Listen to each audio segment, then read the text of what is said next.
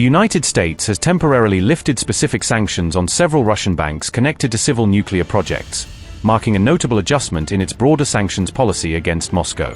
The U.S. Department of the Treasury announced this decision on December 17 through an official statement published on its website, detailing the scope and intent behind the temporary relief. Alongside the announcement, the Treasury issued a special license authorizing limited financial transactions with the affected Russian banks, effective until June 18, 2026, to facilitate project continuity. This exemption applies exclusively to Russia's civil nuclear projects that commenced before November 21, 2024, ensuring that only pre-approved, civilian-oriented operations can benefit from the new license. The banks that benefit are Gazprombank, Sberbank, VTB, Alfa-Bank, Savcombank, Bank Okriti, Rosbank, Zenitbank, Bank St. Petersburg, the National Clearing Center and the Central Bank of Russia. The newly issued license extends solely to companies that are at least 50% owned by the Russian banks listed under the sanction waiver, ensuring that the exceptions remain tightly controlled and specific in scope. Under the terms of the license, permitted transactions include payments directly connected to the ongoing operations, maintenance, and management of nuclear power plants involved in civil energy projects.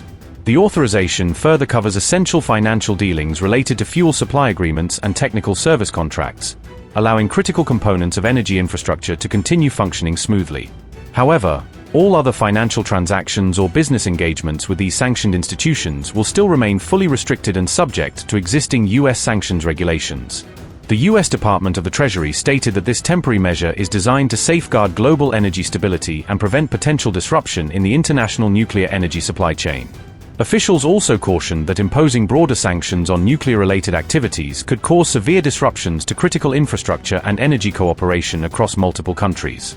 The latest move demonstrates a careful and targeted adjustment within the broader U.S. sanctions framework, emphasizing limited flexibility rather than a full policy shift.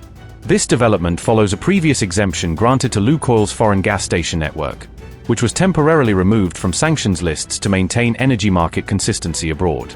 The decision also comes shortly after the U.S. Congress voted on December 17 to end certain sanctions previously imposed on Syria, signaling a broader trend of diplomatic recalibration.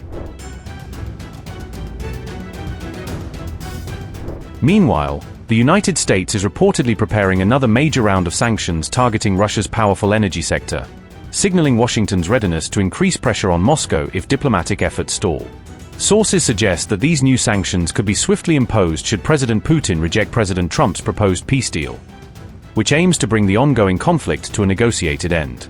According to a detailed report by Bloomberg, U.S. officials are actively considering measures directed at Russia's so-called shadow fleet, a vast network of tankers accused of secretly transporting sanctioned oil across global waters. The Bloomberg report added that these stringent measures could be formally announced as early as this week, indicating that Washington may be moving quickly to reinforce its stance against Russia's energy trade operations.